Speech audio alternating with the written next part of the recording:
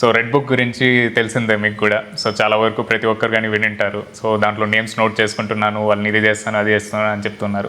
So మీరు చూస్తే ప్రతిసారి యూట్యూబ్లో కావచ్చు, వీడియోస్లో కావచ్చు, మీ వాయిస్ అనేది విమర్శించే విధంగానే ఉంటూ ఉంటుంది.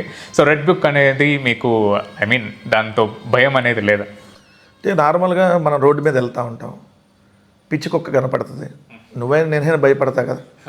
సో దాన్ని చూసేసి పిచ్చి కుక్క అనుకుంటుంది అప్పుడేమని, లేదా పిచ్చి కుక్కనే పట్టుకొని ఎవరన్నా తాడు పట్టుకొని అట్టుండి అరే నా చేతిలో పిచ్చి కుక్క ఉంది కదా నేను అందరినీ భయపెడుతున్నాను అనుకోండి, ఆ పిచ్చి కుక్కని వదిలేసినాక అది అతని మీద కూడా కనవచ్చు. సో సేమ్ రేపు రెడ్ బుక్ అనేది అంతే. ఇప్పుడు రెడ్ బుక్ అనేది నేను లోకేష్ని అంటల్లా, లోకేష్ చేతిలో ఉన్నటువంటి రెడ్ బుక్ అనేది అదో పిచ్చి కుక్క.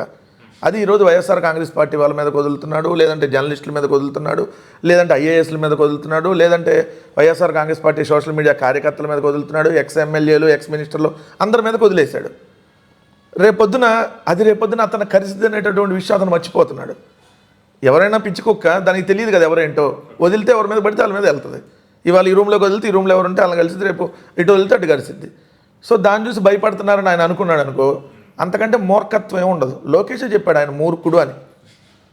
ఆయన అపోజిషన్లో ఉన్నప్పుడు ఐ థింక్ పాదయాత్ర ఏదో చేశాడు కదా, యువ గంగాలం, అది యాత్ర చేసినప్పుడు యువ గలం అనుకుంటే గంగాలం అని వస్తుంది.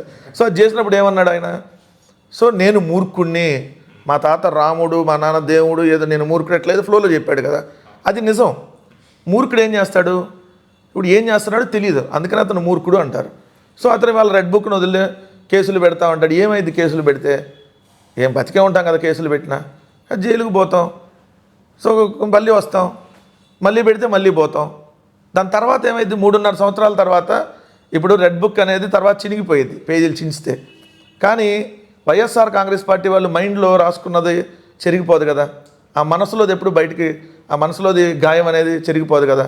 అప్పుడు దాని తర్వాత ఎవరు దానికి, నారా లోకేష్తో పాటు తెలుగుదేశం వాళ్ళందరూ రేపొద్దున దానికి బాధ్యత తీసుకోవాలి. ఇవాళ రెడ్ బుక్ అని చెప్పి ఏదైతే విర్రవీగుతున్నారో విర్రవీగే వాళ్ళందరికీ ఇంకొక 3 సంవత్సరాల తర్వాత అదే రెడ్ బుక్కి వాళ్ళందరూ కూడా బలవుతారన్నటువంటి విషయాన్ని వాళ్ళు గ్రహించకుండా వెళ్తున్నారు. ఇంకా అది మూర్ఖుడు నారా లోకేష్ అనే మూర్ఖుడి చేతిలో వాళ్ళు ప్రయోగిస్తున్నారు కాబట్టి రేపొద్దున అది వాళ్ళకే ఇబ్బందికరంగా వెళ్ళింది. సో మేమైతే దాని గురించి అక్కడ భయపట్టాల.